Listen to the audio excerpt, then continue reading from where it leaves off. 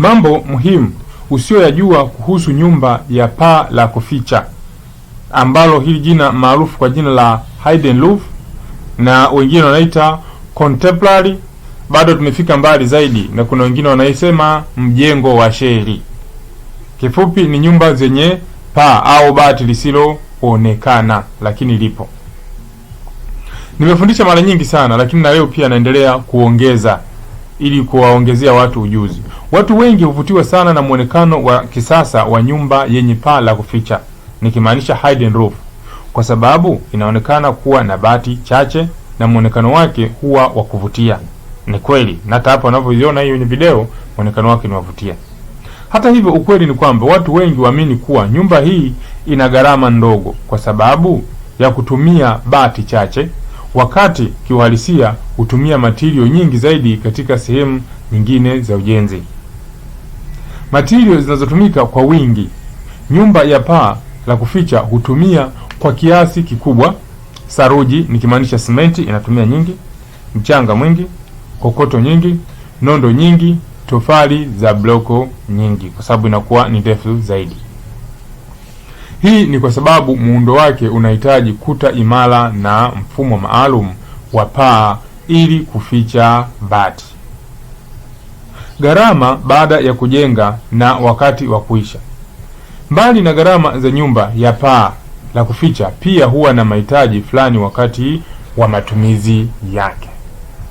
Vifaa vya kupunguza joto kama AC au feni, kwa sababu paa lake linaweza kuhifadhi joto zaidi, kwa hiyo huwa inahitajika hivyo vifaa.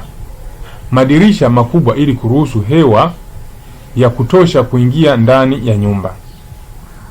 Finishing bora ya kuta kama zile rangi, texture au cladding, ili nyumba iwe na muonekano mzuri na idumu muda mrefu.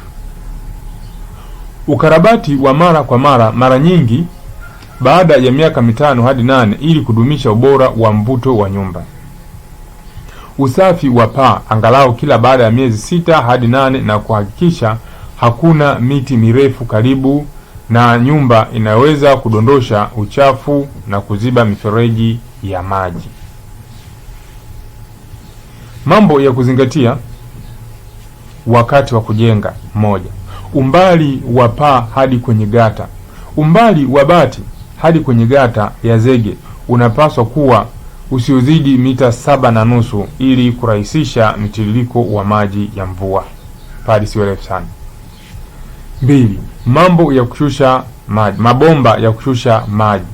Kwa gata yenye urefu wa zaidi ya mita 6 ni vyema kuweka mabomba mawili ya kushusha maji ili kuzuia maji kujaa, iwe inaweza kushusha maji mengi kwa wakati mmoja. Bomba moja linaweza kuzidiwa. 3. Mteremko wa gata, ikimaanisha slope. Gata ya zege lazima iwe na mteremko wa kutosha, yani mteremko mkali, ili maji yaweze kutiririka vizuri na usituame hata kidogo. 4. Kepu ya juu ya ukuta.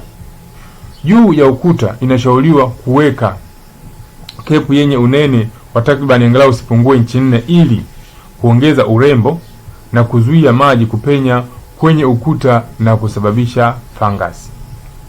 5. Matumizi ya bati ndefu. Ni vyema kutumia bati ndefu kupima badala ya fupi ili kupunguza maungio mengi yanaweza kusababishwa paa kuvuja. Hizi zinamaanisha zile ambazo huwa tunapiga kwanza papi. Tukishapiga papi ndio tunakuja kupima bati urefu moja kwa moja, tunapeleka vipimo kiwandani na kutengeneza bati likiwa refu kabisa. 6. Ugongaji wa misumari. Kabla ya kugonga msumari kwenye bati, inashauriwa kupaka silicone au sealant ili kuzuia maji kupenya ndani ya nyumba. 7. Ukubwa wa gata. Gata inashauriwa kuwa na upana usiopungua sentimita 60 na kimo kisichopungua sentimita 30. Ni bora vikazidi hivyo kuliko kupungua, ili kuweza kuruhusu maji mengi kujaa na kuweza kupita kiurahisi. Yasiwe mengi, yasiwe madogo, ili wasiweze kukutana na changamoto zozote. Hii husaidia maji kupita kwa urahisi hata wakati wa mvua zikiwa kubwa. 8. Waterproofing. Ni muhimu kutumia material za waterproofing kama sika vile ili kuzuia zege kufyonza maji na kuharibu kuta. Hitimisho. Nyumba ya paa la kuficha ni nzuri na ya kisasa, lakini mara nyingi inafaa zaidi kwa watu wenye uchumi wa kati au mkubwa, kwa sababu gharama zake za ujenzi na matengenezo huwa juu kidogo kuliko nyumba za paa la kawaida. Je, unahitaji ramani ya nyumba, ushauri wa ujenzi au ufundi wa hakika? Ujenzi wa Nyumba TZ tunatoa huduma zifuatazo.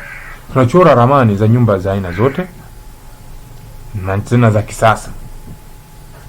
Tunajenga nyumba za aina zote, kupaua nyumba za aina zote.